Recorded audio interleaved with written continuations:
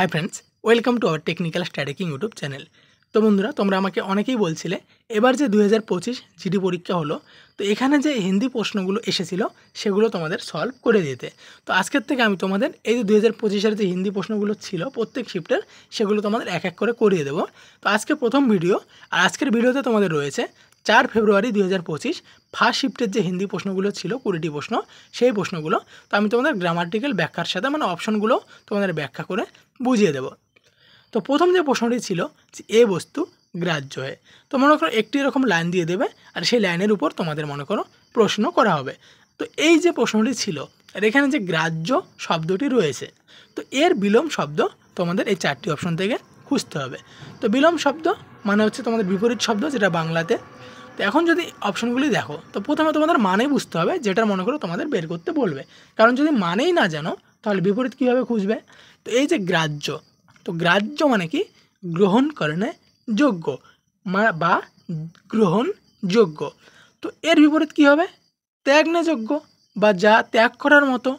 তো এই গ্রাহ্য, তাহলে এর বিপরীত কী হয়ে যাবে, এখানে ডি নাম্বারই যে রয়েছে ত্যায্য, এটি কিন্তু এই প্রশ্নের সঠিক উত্তর।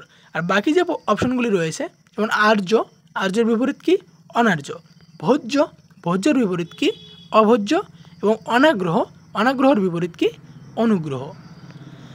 এরপর নেক্সট দেখো যে निम्नलिखित में से उस विकल्प का चयन करें जिसमें उचित मुहावरे का प्रयोग नहीं किया गया है।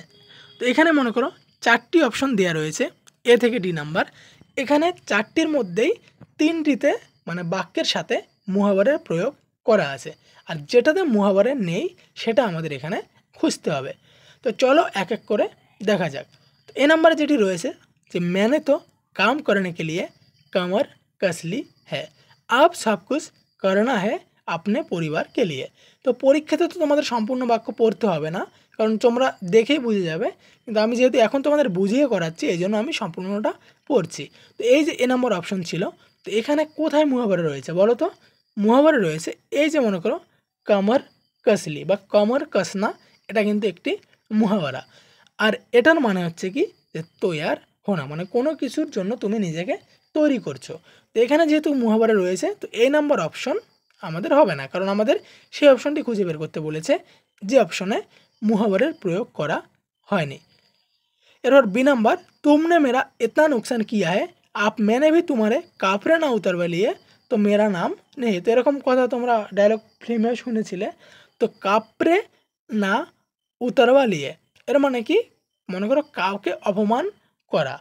তো এখানেও মুহাবরের প্রয়োগ হয়েছে, এই বাক্যটিও কিন্তু হবে না। তো এরপর 6 নাম্বার देखो तुमने मेरा इतना पैसा ले रखा है लेकिन मुझे देखते ही कोनी काटने लगते हो। তো এখানে মনে করো কোনি কাটনে, এটা মুহাবরের মতো। এরপর ডি নাম্বারে দেখা যাক যে मैं चाहे कवर खोद कर इतना पैसा लाऊं तुमसे क्या मतलब तुम तो ये ज़मीन बेचने के लिए मान जाओ बस।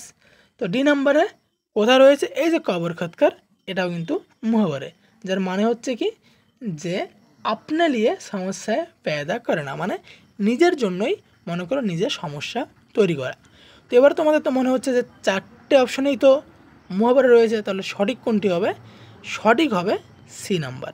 ডি নাম্বারও কিন্তু ভুল, কারণ আমাদের যেখানে মুহাবরে নেই সেটা খুঁজতে বলা হয়েছে।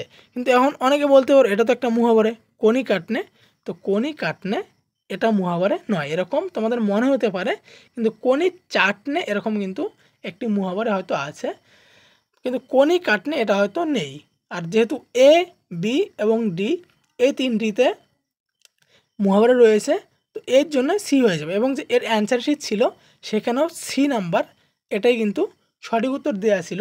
কারণ এরকম একটি মুহাবরে আছে যার মানে হচ্ছে যে আগ বাঁচাকার নিকালনা, মনে করো কারো টাকা তুমি ধার নিয়েছো আর তাকে দেখে তুমি তাকে পাশ কাটিয়ে চলে গেলে, তো সেটার জন্য এরকম কোনি চাটনে এরকম একটা মুহাবরে আছে, কিন্তু যে অ্যান্সার শিট ছিল সেখানে কিন্তু এই সি নাম্বারটাকেই সঠিক উত্তর হিসাবে দেখানো হয়েছে। এরপর দেখো যে নিম্নলিখিত में से শুদ্ধ বাক্য का চয়ন कीजिए। তো এখানে 4টি অপশন দেওয়া রয়েছে, এর মধ্যে 3টি বাক্য ভুল রয়েছে আর একটি সঠিক, সেটি তোমাদের খুঁজে বের করতে হবে। তো মনে করো শুদ্ধ বাক্য এবং অশুদ্ধ বাক্য পরীক্ষাতে কিন্তু প্রশ্ন থাকেই, আর এবারও থাকবে। তো শুদ্ধ বাক্য কাকে বলে? মনে করো যে বাক্যগুলোতে লিঙ্গ, বচন, পুরুষ, কাল, কারক ইত্যাদি মনে করো ক্রিয়ার সাথে সঠিকভাবে প্রয়োগ হয়, সেগুলোই কিন্তু শুদ্ধ বাক্য। আর যেখানে মনে করো লিঙ্গ, বচন, পুরুষ, কাল, কারক, বিশেষ্য, বিশেষণ এগুলো ঠিক থাকে না, সেগুলোই কিন্তু অশুদ্ধ বাক্য। তো এর জন্য তোমাদের এই সংজ্ঞা, সর্বনাম, বিশেষণ, লিঙ্গ, বচন, পুরুষ, কাল এগুলোও কিন্তু পড়তে হবে। তো এবার চলো অপশনগুলো মনে করো চেক করা যাক। তো এ নাম্বার রয়েছে ইসকে বাদ ফির কেয়া হুয়া। তো তোমরা নিজেরাই বাক্যটি বলে দেখো, কাউকে যদি তোমরা কোনো একটা স্টোরি শুনছো, তো সেখানে এই বাক্যটা যদি পড়ো, কোথায় তোমাদের খটকা মনে হচ্ছে যে তোমরা বললে এখানের কোন জিনিসটা তোমরা বলতে না? কারণ অনেক সময় কোনো শব্দ এক্সট্রা দেওয়া থাকে, আবার অনেক সময় বর্তনী সম্পর্কিত ভুল থাকে, মানে বানাম সম্পর্কিত। তো এখানে যদি দেখো এ নাম্বারে রয়েছে ইসকে বাদ ফির কেয়া হুয়া। তো এখানে যে ফির রয়েছে না, এই ফির হবে না, ইসকে বাদ কেয়া হুয়া এভাবে কিন্তু আমরা বলি। তো এখানে আমাদের শুদ্ধ বাক্য খুঁজতে বলেছে, তো যেহেতু এখানে ফির দেওয়া রয়েছে এই জন্য এটা কিন্তু হবে না। তার বি নাম্বারে রয়েছে দেখো যে এ कैसे সম্ভব হো सकता है। তো তোমাদের পড়ে তো মনে হচ্ছে যে সঠিক, এখানে তো কোনোই ভুল নেই, কিন্তু এই যে হো सकता দেওয়া রয়েছে না, তো বাক্যের মধ্যে হো सकता হবে না। যখন এই বাক্য প্রয়োগ করা হয় শুদ্ধ বাক্য, তো বলা হয় এ कैसे সম্ভব है। তো এখানে এই হো सकता এটা থাকার জন্য এটিও কিন্তু ভুল। তারপর দেখো ডি নাম্বার যে মেয়ে প্রাতকালকে সময় পড়তে হবে, মানে আমি সকালে বই পড়ি। তো এই যে সকাল, সকালে কিন্তু আমরা সকালের সময় বই পড়ি এটা কিন্তু বলি না, আমি কি বলি যে আমরা সকালে বই পড়ি। তো এই যে প্রাতকাল এরপর যে কে সময় দেওয়া রয়েছে না, এই কে সময় থাকার জন্য এটিও মনে করো ভুল।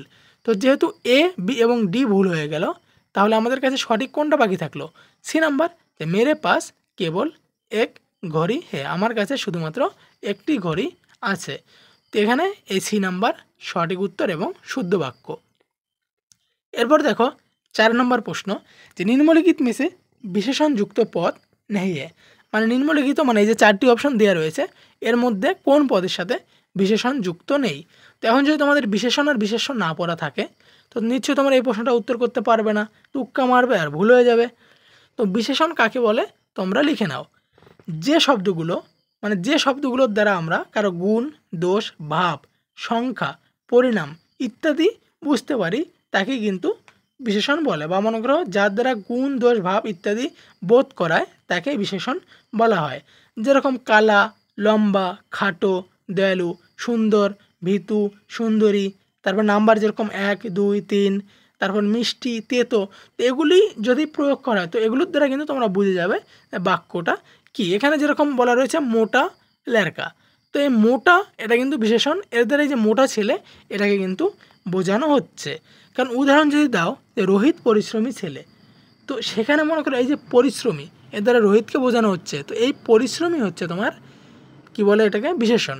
আর তার তার পিছনে এবং সামনে যেটা যেরকম রোহিত ছেলে, তো সেটা কিন্তু বিশেষ্য। তো এই যে বাক্যটি যে মোটা ল্যারকা মানে ছেলেটি মোটা, তো এই মোটা হচ্ছে বিশেষণ এবং ল্যারকা এটি হচ্ছে বিশেষ্য।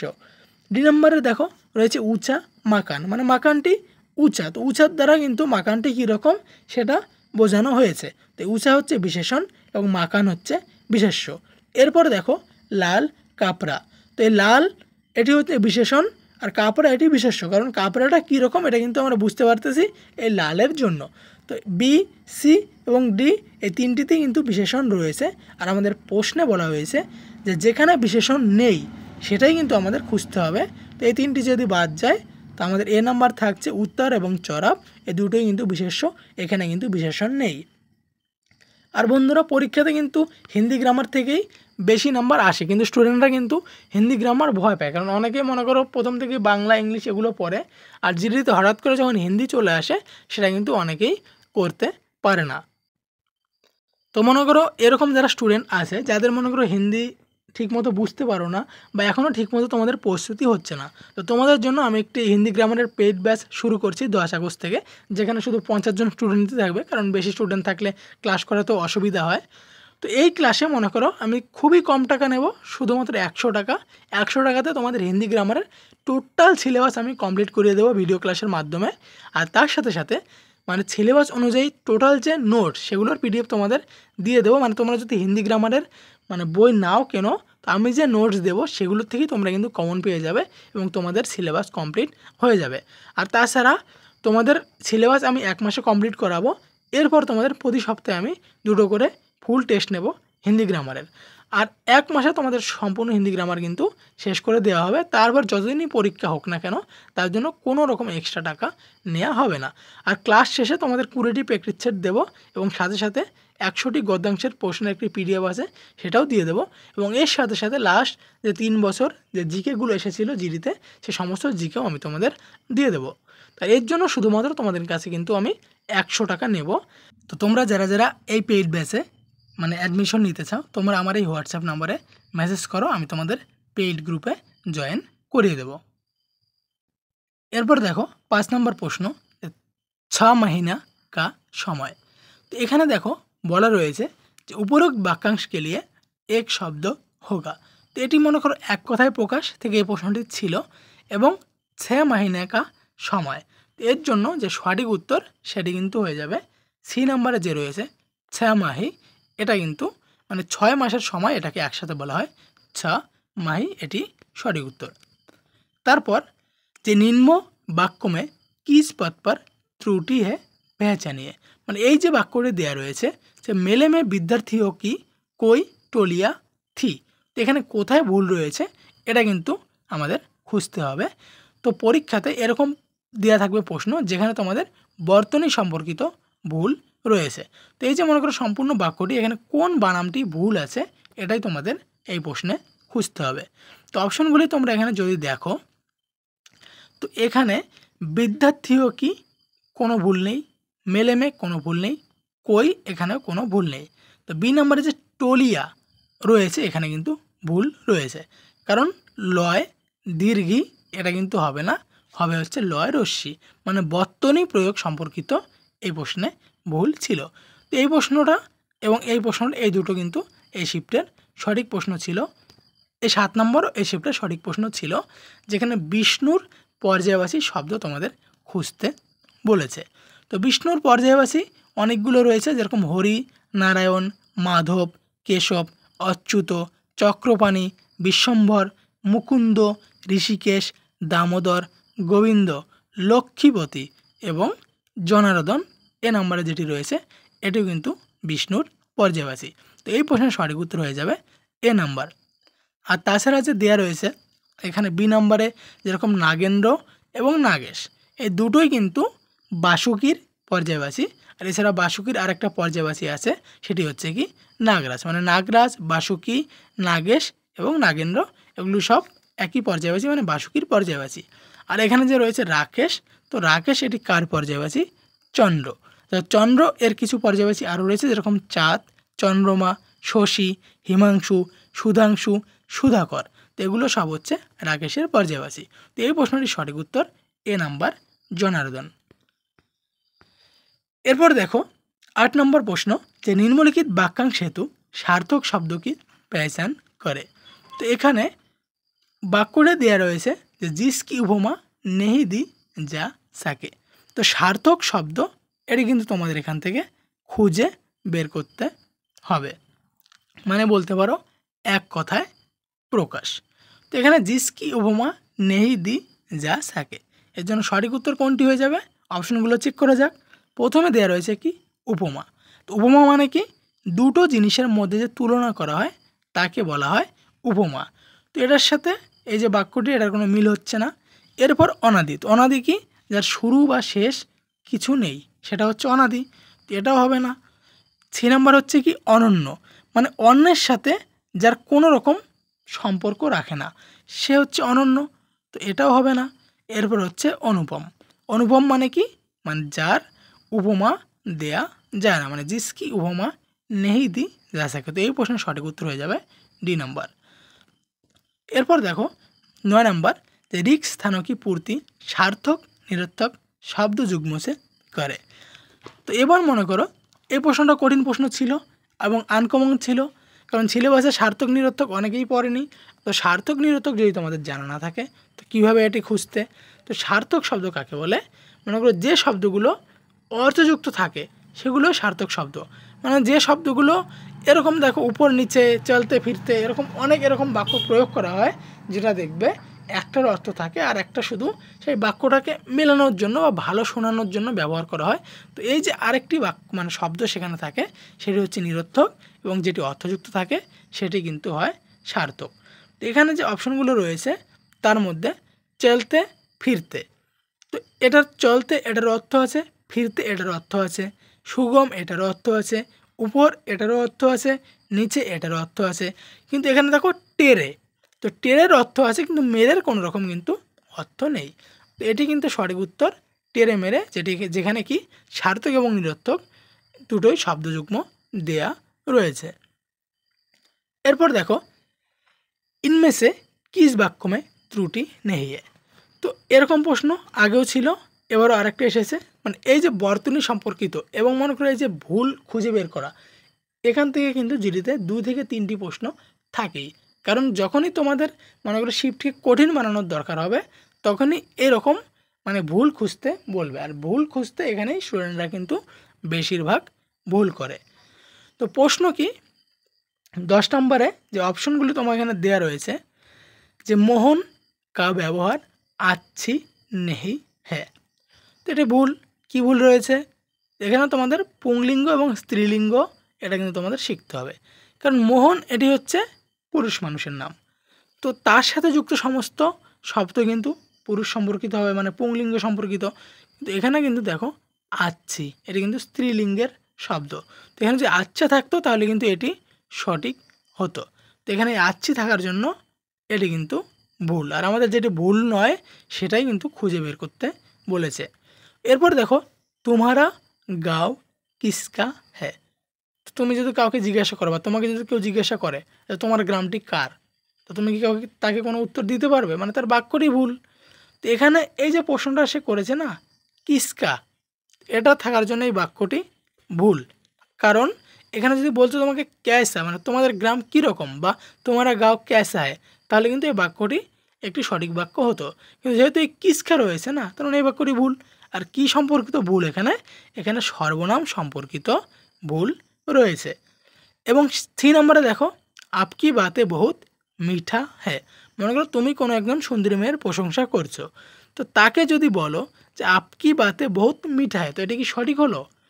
সঠিক না, কারণ আপকি মানে একটি মেয়েকে তুমি বলছো, আর এখানে মিঠা হবে না, এখানে হবে মিঠি। মানে যখন আপকি একটি স্ত্রীলিঙ্গ মানে একটু মেয়েকে বলছো, তো তার সম্পর্কিত বাক্য মানে শব্দগুলো সেখানে কি স্ত্রীলিঙ্গ সম্পর্কিত হবে। আপকি বাতে বহুত মিঠি হ্যাঁ, তো এখানে মিঠা থাকার জন্য এটাও কিন্তু ভুল। তারপর ডি নম্বরে যে রয়েছে যে মোহন কা ব্যবহার আচ্ছা নেই হ্যাঁ, তো বাক্য নেগেটিভ, কিন্তু এখানে কিন্তু কোনো রকম ভুল নেই।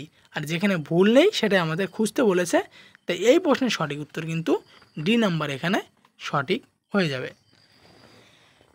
তারপর দেখো যে অনন্যা স্নেহাকে পত্র লিখ রাহি হ্যাঁ, অনন্যা স্নেহাকে চিঠি লিখছে। তো এখানে প্রশ্ন বলেছে যে প্রেরণাত্মক ক্রিয়া কা প্রয়োগ কর ইস বাক্য কো লিখিয়ে। তো এবার যদি তোমরা এটাই না জানো যে প্রেরণাত্মক ক্রিয়া কাকে বলে, তাহলে কোনটা উত্তর করবে? এটাও আনকমন ছিল অনেকের জন্য পরীক্ষাতে। তো প্রেরণাত্মক যদি জানা থাকে তো নিশ্চয়ই তোমরা এই প্রশ্ন করতে পারবে। তো এখন যদি তোমাদের আমি বলে দিই প্রেরণাত্মক ক্রিয়া কাকে বলে, তোমরা নিজেরা 1 সেকেন্ডে এই প্রশ্নটার উত্তর করে দিতে পারবে। তো প্রেরণাত্মক ক্রিয়া কোনগুলো বা কাকে বলে, মনে করো তোমার একটা কাজ তুমি সেটা নিজের থেকে না করে অন্য কাউকে দিয়ে করিয়ে নিচ্ছ, তাকে কোনো রকম মানে মোটিভেশন দিয়ে বা তাকে কোনো রকম উৎসাহ দিয়ে, মানে জোর করে না কিন্তু, মানে উৎসাহ দিয়ে বা মোটিভেশন দিয়ে, তো সেটাই কিন্তু হবে প্রেরণাত্মক ক্রিয়া। তো এবার কোন অপশনে দেখো এই প্রেরণাত্মক ক্রিয়ার মানে প্রয়োগ হয়েছে। তো ডি নাম্বার থেকে দেখো যে অনন্যা স্নেহাকে পত্র লিখেগি, এর মানে কি অনন্যা নিজে স্নেহাকে মনে করো চিঠি লিখবে। তো নিজের থেকে যেহেতু লিখবে তো এটি প্রেরণাত্মক ক্রিয়া নয়। এরপর অনন্যা স্নেহাকে পত্র লিখ सकती है, মানে অনন্যা স্নেহাকে চিঠি লিখতে পারে। তো এটাও সে নিজের লেখার কথা বলেছে, এটিও প্রেরণাত্মক ক্রিয়া প্রয়োগ হয়নি। এরপর বি নম্বরে দেখো অনন্যা স্নেহাকে পত্র লিখ রাহি থি, মানে অনন্যা স্নেহাকে পত্র লিখছিল। তো এখানেও পরিণত ক্রিয়ার প্রয়োগ হয়নি, কারণ সে নিজে লিখছিল। এরপর এ নম্বরে রয়েছে যে অনন্যা স্নেহাসে পত্র লিখবাতি হ্যাঁ। তো এটি কিন্তু একদম এখানে সঠিক, কারণ এই যে লিখবাতি মানে অনন্যা স্নেহার দ্বারা পত্র লেখায়। তো এখানে কিন্তু প্রেরণাত্মক ক্রিয়ার প্রয়োগ হয়েছে। আর এই প্রশ্নের সঠিক উত্তর এটাই, এ নাম্বার। এরপর দেখো যে ক্ষীণ কা বিলোম শব্দ নিচে দিয়ে গিয়ে বিকল্প মেসে চুনিয়ে। তো এখানে যে 4টি অপশন রয়েছে অপ্রসন্ন, মলাল, দুঃখী এবং প্রসন্ন, এর মধ্যে কোনটি ক্ষীণের বিলোম হবে মানে বিপরীত শব্দ হবে? এখন পরীক্ষাতে কেউ যদি এই ক্ষীণ এটার মানেই না বুঝতে পারে, তো সে কীভাবে বিপরীত শব্দ খুঁজবে? তো ক্ষীণের ভালো মানে কি, যেরকম উদাসীন বা চিন্তিত, প্রসন্ন, দুঃখী, নারাজ, এগুলো হচ্ছে ক্ষীণের বাংলা মানে। তো এখন নিশ্চয়ই বিপরীত তোমরা এই অপশন থেকে কিন্তু খুঁজে বের করতে পারবে। তো বিপরীত শব্দ সেটি কি? খুশ, সন্তুষ্ট, হর্ষিত, আনন্দিত, বা ডি নম্বরে যে রয়েছে প্রসন্ন, এটাও কিন্তু ক্ষীণের মনে করো বিলোম শব্দ। আর তাছাড়া যে বাকি অপশনগুলো রয়েছে যেরকম মালাল, তো এই মালাল এটি কিন্তু মানে এর বিপরীত হচ্ছে কি সন্তোষ। তারপর দুঃখী, দুঃখের বিপরীত হচ্ছে কি সুখী। আর এখানে যে অপ্রসন্ন, এটা হচ্ছে মনে করো এই যে ক্ষীণ, এর মনে করো পর্যায়বাচী শব্দ, মানে দুটোর অর্থই একই রকম, নেগেটিভ টাইপ। তো ক্ষীণের বিপরীত এখানে কোনটি? ডি নম্বরে যেটি রয়েছে প্রসন্ন, এটি কিন্তু মনে করো সঠিক উত্তর। তারপর মেরে পরীক্ষা মে अच्छे अंक आए हैं, মানে আমার পরীক্ষাতে 12 নম্বর এসেছে। এই যে অঙ্ক এখানে আন্ডারলাইন করা রয়েছে, এই যে অঙ্ক এর একার্থী শব্দ তোমাদের মানে এই অপশন থেকে খুঁজে বের করতে বলেছে। তো একার্থী শব্দ কোনগুলো? মানে এরকম শব্দ যার কেবল একটি অর্থ বা একই রকম অর্থ বোঝায়। তো এখানে যে অপশনটি রয়েছে অঙ্ক, তো এটার সঠিক উত্তর কোনটি হয়ে যাবে? এ নাম্বার, গিনতি কে অঙ্ক, মনে করো গোনার অঙ্ক বা নাম্বার যে কাউন্ট করা হয় সেই যে অঙ্ক সেটা কিন্তু বোঝায়। আর বাকি যে এখানে রয়েছে ভাগ্য, নাটক্য অঙ্ক, অভ্যাস, এগুলো কিন্তু কোনোটাই এই অঙ্ক বা নাম্বার কাউন্টিং এটার সাথে কিন্তু মিল হচ্ছে না। আর এটি আমাদের খুঁজে বের করতে বলেছে যে একার্থী শব্দ। তো অঙ্কের একার্থী শব্দ হচ্ছে এই গিনতি কি অঙ্ক। আর এটা কিন্তু আগের বারও এসেছিলো 2024-এও এবং 2025-এও এসেছে, মানে খুবই কিন্তু রিপিট হয় এই প্রশ্নটি। এরপর দেখো যে নিম্নলিখিত में से বহুবচন সে সম্বন্ধিত বাক্য হ্যাঁ। এখানে যে ABCDতে কোথায় বহুবচন রয়েছে সেটা তোমাদের খুঁজতে হবে, এবং বহুবচন আর একবচন যদি না জানা থাকে তাহলে কিন্তু তোমরা এটা খুঁজতে পারবে না। তো 2024-এ কী ছিল পরীক্ষাতে? মহাবারে, এক কথায় প্রকাশ, লোকাক্তি, বিপরীত শব্দ, এই টাইপের প্রশ্নগুলো যে মুখস্থ করার টাইপ সেগুলো কিন্তু বেশি হচ্ছিল। কিন্তু 2025-এ কিন্তু এই কঠিন করার জন্য গ্রামাটিক্যাল প্রশ্ন কিন্তু বেশি দিয়েছে, আর তোমার এক কথায় প্রকাশ, মহাবারে খুবই কম ছিল। এই যে প্রশ্নটি রয়েছে বা বহুবচন কাকে বলে এটা তোমরা প্রথমে লিখে নাও, যে শব্দগুলোর দ্বারা একের অধিক ব্যক্তি বা বস্তুর আভাস হয় তাকে বহুবচন বলে। তো এবার অপশনগুলো দেখো যে প্রেম তোমারে মামা হয়, মানে প্রেম তোমার মামা, তো এটি এক বচন, কারণ এর দ্বারা একটি জিনিসই বোঝা যাচ্ছে। এরপর বি নাম্বার, প্রেম और হরি তোমারে মামা হ্যায়। তো এই যে এখানে অর দেওয়া রয়েছে না, এবং এই বাক্যে একসাথে দুটো জিনিস বোঝাচ্ছে যে প্রেম এবং হরি দুজনেই তোমার মামা। তো এটি কিন্তু এখানে বহুবচন। আর বাকি দুটো জিনিসই দেখো মানে ACD এই তিনটিতেই একটি বা একজনকেই বোঝানো হচ্ছে। তো এই তিনটি হচ্ছে এক বচন, আর আমাদের বহুবচন খুঁজতে বলেছে সেটি এখানে বি নাম্বারে রয়েছে। এরপর দেখো যে তোতা উড়कर পের কি, এখানে দেখো ড্যাশ দেওয়া রয়েছে, আর এখানে প্রশ্ন দেওয়া রয়েছে যে দেশজ শব্দযুক্ত বিকল্প এই 4টি অপশন থেকে খুঁজে বের করতে হবে। কারণ নর্মালি কি দেখো যে তোতা উড়कर পের কি মানে কোথায় বসে, মানে গাছের ডালেই বসবে। কিন্তু এখানে ডাল যে দেখো অপশনে রয়েছে ডাল, শাখা, এগুলো তোমরা কি জানো যে এগুলো দেশের শব্দ কি না? তো এই জন্য তোমাদের দেশের শব্দ, তারপর মনে করো বিদেশি শব্দ, তৎসম শব্দ, তদ্ভব শব্দ, এগুলো কিন্তু পড়তে হবে। তাহলে এরকম প্রশ্নগুলো তোমরা কিন্তু করতে পারবে, নাহলে কিন্তু এরকম ভুল উত্তরই তোমরা করে দেবে। তো এখানে যে অপশনগুলো রয়েছে এর মধ্যে সঠিক উত্তর কোনটি হয়ে যাবে? তো দেশ শব্দ কাকে বলে এটা বলি, তাহলে তোমরা নিজেরাই এই প্রশ্নটি খুঁজে বের করতে পারবে যে শব্দগুলোর উৎপত্তি অজ্ঞাত, কিন্তু মানে উৎপত্তি কোথা থেকে হয়েছে কেউ জানে না, মানে লোকমুখেই প্রচলিত হয়ে গেছে এই শব্দগুলো, কিন্তু ভাষাতে প্রচুর ব্যবহার হয়, কিন্তু কোথার থেকে এসেছে সেটা কেউ জানে না। তো সেই শব্দগুলো হচ্ছে দেশের শব্দ, যেগুলো আমরা সচরাচর কিন্তু ব্যবহার করি। তো শাখা, ডাল এগুলো কিন্তু হবে না। এখানে যে ফুনগি রয়েছে না, এটি হচ্ছে দেশের শব্দ, মানে এই শাখা ডাল এটারই দেশীয় ভাষা হচ্ছে ফুনগি। তো তোতা উড়কার পের কি ফুনগি পর ব্যাট গায়া, তো এটা কিন্তু সি নাম্বার এখানে কিন্তু সঠিক হয়ে যাবে। আর এই প্রশ্নগুলো তোমাদের যদি কঠিন মনে হয়, কিন্তু আমাদের পেড বেসে যদি তোমরা জয়েন করো, যেটা আমি খুলছি 10 আগস্ট থেকে, তো সেখানে কিন্তু এই প্রশ্নগুলো তোমরা খুব সহজভাবেই তখন সলভ করতে পারবে। আর প্রথম ব্যাচে শুধু 50 জনই থাকবে, এবং তারপর আমি প্রতিবারই আমার একটা বেশি থাকে, এবার আমি কিন্তু একটি বেশি করব। তো এরপর দেখো গদ্যাংশ। তো ফার্স্ট শিফটের যে গদ্যাংশ ছিল 4 ফেব্রুয়ারি, তো এটিও কঠিন ছিল। কঠিন মানে কি, গদ্যাংশ সোজা ছিল, কিন্তু এত বড় দিয়েছিল যে তোমাদের পড়তে 2 মিনিটের বেশি লেগে যেত। তো এবার তোমাদের চলো একটা শর্টকাট দেখাচ্ছি আমি। মানে বেশিরভাগ গদ্যাংশেই কী হয়, এই যে শূন্যস্থানগুলো দেওয়া থাকে না, এই শূন্যস্থানের মনে করো এই যে যেখানে দাড়ি দেওয়া থাকে এটুক পর্যন্ত পড়েই এই শূন্যস্থানের জন্য সঠিক অপশন কী হবে সেটা কিন্তু খুঁজে বের করা যায়। তো মনে করো এই যে দেখো 2 নম্বর এখান থেকে শুরু, এখানে শেষ, এটুক পরেই তোমরা কিন্তু উত্তর বের করতে পারবে অপশন থেকে। তো এর জন্য টোটাল তোমাদের গদ্যাংশ পড়ার কোনো দরকার নেই, কারণ নাহলে দেখবে এই 4-এর পর দেখো এক্সট্রা কত দেয়া রয়েছে, এগুলো পড়লে সময় নষ্ট, আর পরীক্ষাতে লিমিটেড সময়। তো এর জন্য আমি দেখো পরীক্ষাতে যেভাবে তোমরা সলভ করবে সেভাবে আমি তোমাদের এগুলো আলাদা করে দিয়েছি, এর তোমাদের বুঝতে সুবিধা হবে। তো 16 নম্বর যে প্রশ্ন বা এই গদ্যাংশের প্রথম যে প্রশ্ন, যে উসনে কুছ দূর এক উমদরাজ মগর তন্দুরুস্ত আদমি শহনাই জৈসা বেগম পর বাজে রাহা থা।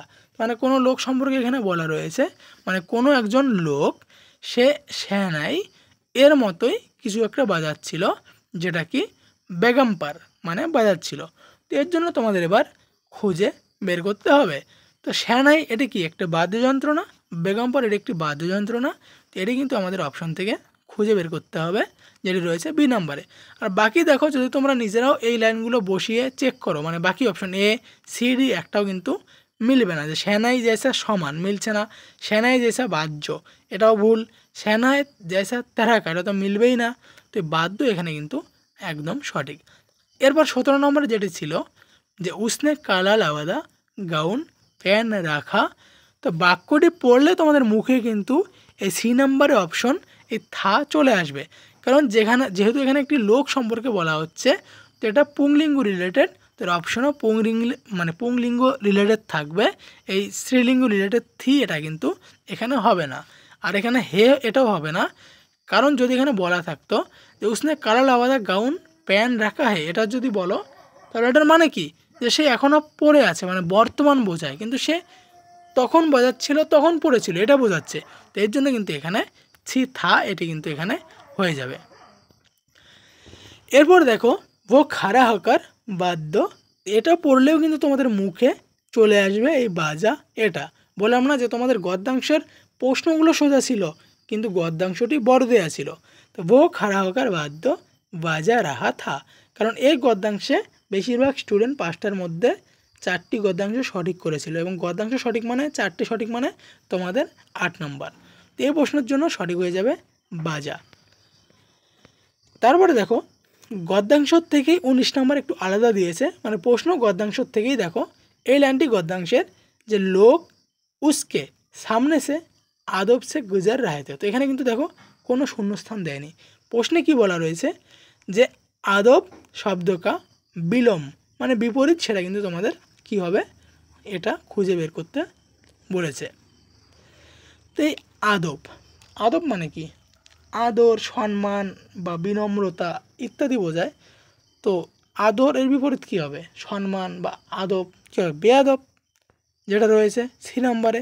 আর বি নাম্বারে বেয়াদব এটা কিন্তু বানাম ভুল, সি নাম্বারে যেটি রয়েছে এটি কিন্তু এখানে সঠিক। এরপর 20 নম্বরে দেখো যে उपलब्ध विकल्पों में से कौन सा विकल्प निम्नलिखित वाक्यों के चिन्हित शब्दों का पर्यायवाची शब्द नहीं है। তো এখানে দেখো চিহ্নিত শব্দের পর্যায়বাচী কোনটা নয় সেটা আমাদের খুঁজে বের করতে বলেছে। তো এই জন্য সম্পূর্ণ বাক্য পড়ার দরকার নেই, কারণ এখানে চিহ্নিত করে দেওয়া রয়েছে। কারণ এই যে শিক্ষে দেখো এর ব্যাকেট দেওয়া রয়েছে, তো শিক্ষের পর্যায়বাচী কোনটি নয় সেটা আমাদের খুঁজতে হবে, কারণ 3টি রয়েছে শিক্ষার পর্যায়বাচী এবং যেটি নয় সেটি আমাদের বের করতে হবে। তো এখানে যদি দেখো A number, B number, C number, ধাক, টাঙ্ক এবং মুদ্রা, এই 3টি হচ্ছে শিক্ষের পর্যায়বাচী। আর যেটি পর্যায়বাচী নয়, রূপক, এটি এই প্রশ্নের সঠিক উত্তর, কারণ আমাদের যেটি নয় সেটি আমাদের খুঁজতে বলেছে। তো এই 20টি ছিল এই শিফটের প্রশ্ন। তো আমি যে তোমাদের এই যে বোঝালাম, তোমরা কি বুঝতে পারলে কি না সেটা কিন্তু তোমরা কমেন্টে অবশ্যই জানাবে। আর এই যে আমি জিডি হিন্দি গ্রামারের পেইড ব্যাচ শুরু করছি 10 আগস্ট থেকে। তো এখানে তোমরা যারা সিরিয়াস, মানে যে চাকরি তোমাদের লাগবেই এবং হিন্দি শিখতেই হবে, কারণ জিডি পরীক্ষাতে নাম্বার তখনই বেশি আসবে যখন তোমরা হিন্দিতে 17 থেকে 18টা প্রশ্ন করতে পারবে। আর বর্তমান যে চাকরি মনে করো টাফ হয়ে গেছে বা সিলেবাস তোমাদের যেরকম হাই লেভেল হয়ে গেছে, তো এখানে তোমাদের কিন্তু অনেক নতুন জিনিস অ্যাড হয়েছে। এই সমস্ত জিনিসের নোট কিন্তু আমি তোমাদের প্রোভাইড করে দেবো। আর এর জন্য তোমাদের কিন্তু শুধুমাত্র আমি 100 টাকাই নিচ্ছি, আর এটা একবারের জন্য, বারবার তোমাদের কোনো টাকা দিতে হবে না। 1 মাসে তোমাদের সিলেবাস কমপ্লিট করিয়ে দেবো ভিডিও ক্লাস, এবং তারপর পরীক্ষা পর্যন্ত তোমাদের তার উপর রেগুলার কিন্তু আমি টেস্ট নিতে থাকবো। তো তোমরা যারা ইন্টারেস্ট, এই যে আমার হোয়াটসঅ্যাপ নাম্বার দেখো শো হচ্ছে, এখানে তোমরা আমাকে মেসেজ করো।